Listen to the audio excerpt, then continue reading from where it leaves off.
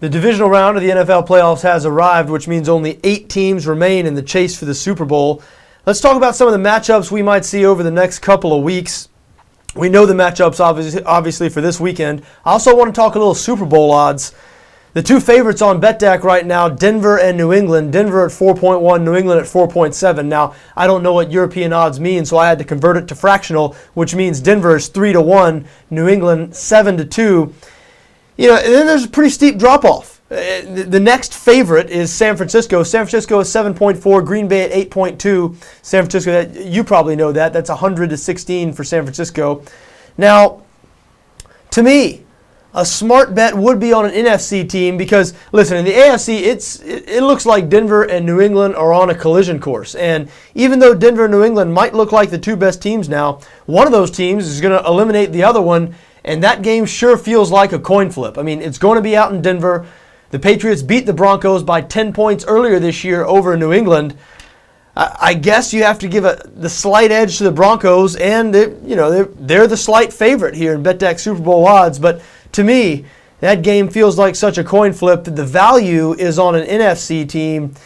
And the team that I like, the team that I think there's some value in right now is the Atlanta Falcons, who can be had at 9.4 on BETDAQ. Atlanta has home field. I mean, if there's ever been a dark horse number 1 seed, the Atlanta Falcons are it. They're the number 1 seed in the NFC, but I don't think anybody right now considers them the favorite to win the NFC. As we said, they're not the betting favorite on BETDAQ. Both San Francisco and Green Bay looking at shorter odds. But the Falcons host the Seattle Seahawks this week, who, even though the Seahawks have been playing great, they have a rookie quarterback. They're dealing with some injuries. Chris Clemens, their defensive end, who leads them in sacks, he was lost for the remainder of the playoffs last week with a knee injury. So if Atlanta can beat Seattle and then win one more home game, they're in the Super Bowl. And no doubt they'd be underdogs against either Denver or New England. But remember, Atlanta's beaten Denver already this season, so certainly not out of the realm of possibility that it could happen again. So Atlanta, to me, could be a good value at 9.4. 9.4 is what the Seahawks are right now as well. The 2 teams are long shots, clear long shots. Houston and Baltimore both can be backed at 23, which is 22-1. Now, 22-1 is a pretty good price for any team that's down to the final 8, if you ask me. The Texans particularly, listen, I know the Texans sort of fallen apart in December, but I give them a little bit more of a chance in New England this week than I give Baltimore in Denver. And throughout most of the season, I mean, through 13 weeks, the Houston Texans look like the best team in the NFL. So now at this point, you get a chance to back what looked like the best team in the NFL for a lot of the season. 22-1 on your money. I mean, hey, might be worth a long shot bet, even though for the record, I think they will lose this week in New England. Now, I'm not sure they'll lose by more than 9.5, which is the BETDAQ line for that game.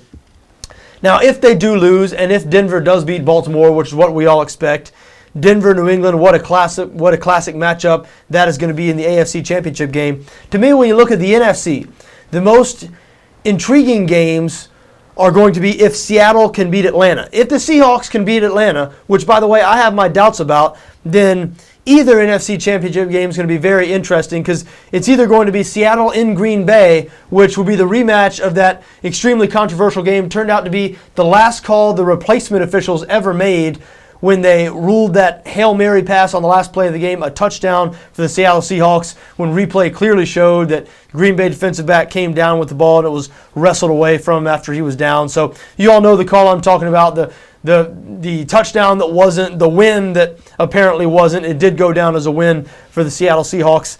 So would be fitting, I guess, if the NFC were decided with a rematch of that game. This time would be in Green Bay. An even more intriguing game to me on what a game it would be if the San Francisco 49ers could beat Green Bay and Seattle won. San Francisco, Seattle 3. These teams, division rivals, they played twice this year. San Francisco winning a close 13-6, I believe, was the final score. Really defensive struggle in San Francisco early in the year.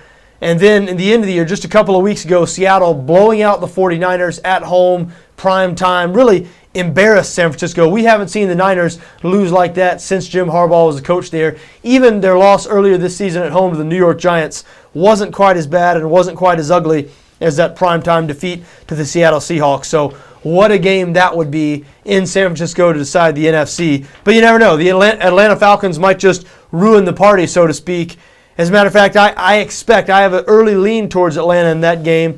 Now, Atlanta-Green Bay or Atlanta-San Francisco, those would be good matchups as well, but I don't think either one of those would be as anticipated as Seattle-Green Bay or Seattle-San Francisco. But 8 teams remain. The road to the Super Bowl, we're down the road now in the road to the Super Bowl. We'll be going through these games a lot more as the week progresses here on BETDAQ NFL.